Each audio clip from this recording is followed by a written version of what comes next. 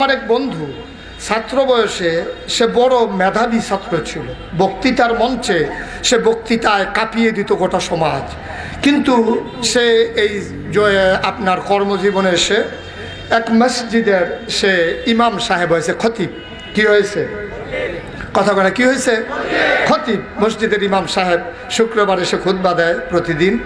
তা আমারে বললো যে হুজুর, আমারে বলতেছে ভাই আমার বন্ধু তো দুস্থ এক জায়গায় ইমামতি হয়েছে, এই মসজিদটা খুব সুন্দর, তোর তো একটা মসজিদ করার শখ, তুই মসজিদটা দেখলে এখান থেকে অনেক উপাদান পাবি। আমি বললাম ঠিক আছে, এক শুক্রবারে আমি যাব। তো শুক্রবারে আমি যখন গেলাম, ও আমাকে সামনে নিয়ে বসালো, ও মেম্বারে বসে খুতবা দিচ্ছে, বিভিন্ন বিষয়ে আলোচনা করছে। আমি দেখলাম তার আলোচনাগুলা সব মাটির তলে, একটা উফরে নাই, সব হলো কবরের পরে, মারা যাওয়ার পরে কি হবে এই ব্যাপারে সে ওয়াজ করতে আছে। মারা গেলে কবরে শোয়াবে, কবরের দুই দিকের বাড়ি ধারে সাফা দিব, সাফা দিয়ে আলুর ভর্তা বানাই দেবো, আর ডিডি বেড়ে আমি সেই দেবো, এই নানান ধরনের ওয়াজ করতে আছে। আমি ওয়াজ শেষে বললাম, বন্ধু তুই তো অনেক এই সচেতন নাগরিক, বড় আলেম, তোর মতো মানুষ এইভাবে সব দেখলাম মাটির তলে কি ওয়াজ কি কারবার হইব এটা করতে আসত, কিন্তু দুনিয়াতে কি কইরা গেলে কি হইব সেটা দিকস না। মাটির তলে কি হইব তারা বুঝছে, তো গিয়া সেটা বুঝলে আর লাভ হইব গীতা। এর লেগে তো একবারে কইছিল যে হুজুর মরণের পরে কি হইব ওইটা থাও, ঘুমাইয়া চাইছি টের পাই না, মরণের পরে যা মনে ফাইনাল কলা যা করে এতে কিছু আসে যায় না, জীবনে কিছু না হইলে সারে। এই জন্য জীবনের আমি তুই জীবনে কি করা লাগবে তাইলে কবরে গিয়ে শান্তি পাবো, ওইটা কইতেছে দোস্ত মসজিদে আইসা চিন্তা করলাম জীবনে খতিবগিরি করি নাই, এই এলাকার মানুষগুলোকে সব আলেম বানাই ফেলবো, পরিকল্পিতভাবে বিভিন্ন বিষয়ের উপরে আলোচনা করব। তো আমি একটা নোট করলাম যে প্রথম শুক্রবারে এই আলোচনা, দ্বিতীয় শুক্রবারে এই আলোচনা, তৃতীয় শুক্রবারে এই আলোচনা। তো দেখলাম যে এই এলাকায় খবর নিলাম যে সুদ মানুষ বেশি খায়। তো চিন্তা করলাম সুদ দিয়ে শুরু করি, সুদের ব্যাপারে কোরআন হাদিসের যত রেফারেন্স আছে সব সংগ্রহ করলাম, সুন্দর করে একেবারে কোরআন হাদিসের দলিলা দিল্লা দিয়া আমি আধা ঘন্টা আলোচনা করলাম। আলোচনা কইরা যখন এই জমা শেষ হয়েছে, খুতবা শেষ করে নামাজ শেষ করে আমি যখন বাড়ির দিকে রওনা দিছি, সভাপতি আমার ডাক দেওয়া কই হইন না যাইয়েন। আমি মনে করছি সভাপতি সব খুব আলোচনা ভালো হয়েছে, চালাই যান। সভাপতি আমার আলগাত নিয়ে কয় হুজুর আপনি কি আসলে চাকরি করবেন নাকি করতেন না? আমি গেলাম কেন আলোচনা কি খারাপ হয়েছে না? খুব সুন্দর হয়েছে, আমার লইয়া ছুটছে আর কি। এইটাই তো করেন আপনারা, আপনি সুদের বিরুদ্ধে ওয়াজ করেন, ফলাফেন আমার ফের চাইছে আইসেইছে।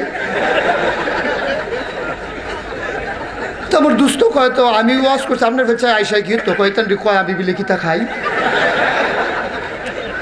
তো ইমাম সাহেব তো ভদ্র মানুষ আর বাড়াবাড়িতে গেছে না, তে বুঝছে যে এই মসজিদও চাকরি করলে সুদের বিরুদ্ধে ওয়াজ করা এটাতে বুঝছে।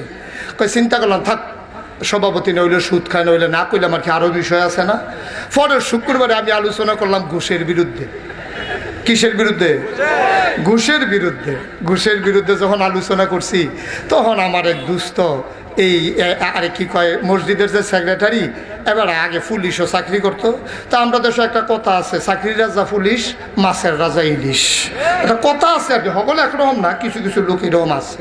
কয় এতে এবার আমারে খুব রাগ হয়েছে, কয় হুজুর আপনি মনে করেন আমরা কিছু বুঝি না, আপনারা বেশি চালাক হইয়া গেছেন। সেক্রেটারি সাহেব আমার আলগাত নিয়ে কয় আপনি যে কথাটি কারে কইছেন মনে করছেন বুঝছি না, আমি যে পুলিশও চাকরি করি আপনি জানলে তো কথাটি কইছেন। এবার ভাই হারা মনে ফরসিম ফিরা কইতাম পরে।